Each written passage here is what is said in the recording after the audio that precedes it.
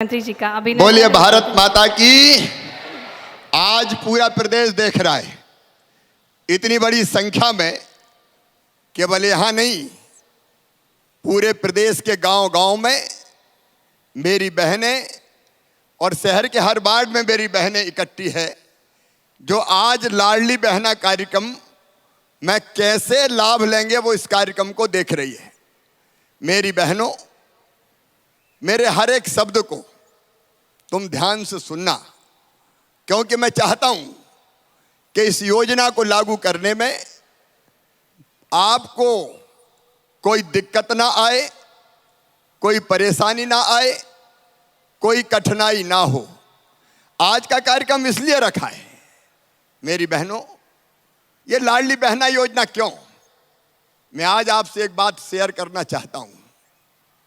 हमारे देश की धरती पर माँ और बहन और बेटी का हमेशा बहुत सम्मान रहा है, बहुत इज्जत रही है। हमारे यहाँ दुर्गा, लक्ष्मी, सरस्वती मानते हैं बेटियों को, बहनों को। और इसलिए पुराने समय में उठा के देख लीजिए, अगर बहन का हमारे जितने देवता हैं, हमारे जितने भगवान हैं, उनका नाम अगर लेते थे तो विष्णु भगवान का नाम लेना हो तो पहले लक्ष्मी जी का नाम लेना पड़ता था। लक्ष्मी नारायण, राधे कृष्ण, गौरी शंकर, सीता राम। बताओ पहले राम का नाम आता है कि सीता का? जोर से बताओ माता, राम का नाम कि सीता का? पहले बहन का नाम, पहले नारी का नाम, उसके बाद पुरुष का नाम। लेकिन कालांतर में जब हमारा देश गुलाम हुआ, परिस्थितियां बदल गई। आज मुझे ये कहते हुए दुख और तकलीफ होती है मेरी बहनों कि हमारी बहनें धीरे धीरे कई बार भेदभाव का शिकार हो गई। मैंने अपने गांव में देखा, अपने घरों में देखा, अपने परिवार में देखा, बेटा अगर जन्म ले तो स्वागत किया जाए, बधाई गाए जाए, गीत गाए जाए, हवाई फायर करो, बेटा आया है, लड्डू बांटो, बेटा आया है। लेकिन बेटी अगर आ गई तो माँ की सूरत भी उतर जाती थी, जैसे बेटी नहीं हो गई हो, आफत हो गई हो। और जब ये मैं देखता था तो मन में तकलीफ होती थी, पीड़ा होती थी, वेदना होती थी।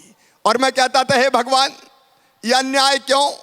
एक ही माँ के कोख से बेटे ने भी जन्म लिया है, बेटी ने भी जन्म लिया है, लेकिन बेटा शुद्ध दूध पी ले, बेटी पानी डाल के ही काम चल जाएगा। हे भगवान, ये भेदभाव क्यों? पढ़ेगा कौन? बोले भैया पढ़ेगा। बेटी बोले उसको तो कंडा थापना, गांव में कहते थे। कौन पढ़ाए? मेरी बहनों, ये दृश्य देख के मन में दर्द होता था, पीड़ा होती थी, तकलीफ होती थी। और मैं एक ही बात कहता था, हे भगवान, इस धरती पर वो दिन कब आएगा जब बेटी को भी बेटे के बराबर माना जाए।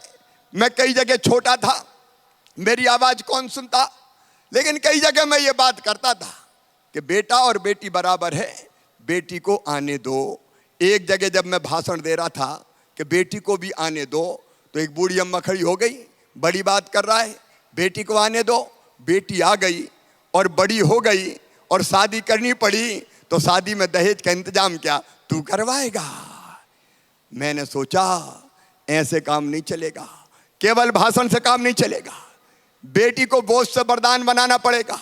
और इसलिए बहनों, ये मध्य प्रदेश की धरती है जहां हमने तय किया। उस समय तो मैं मुख्यमंत्री नहीं था, उस समय जब मैं एमएलए बना तो पहली बार हमने तय किया कि बेटियों की शादी साथियों के सहयोग से करवानी चाहिए, गरीब बेटियों की, ताकि बेटी बोझ ना लगे। वो बेटियों की शादी करवाना शुरू किया। जब मैं विधायक था तब मैं शादी करवाता था, जब मैं सांसद था तब शादी करवाता था। लेकिन कितनी शादी करवाते आखिर?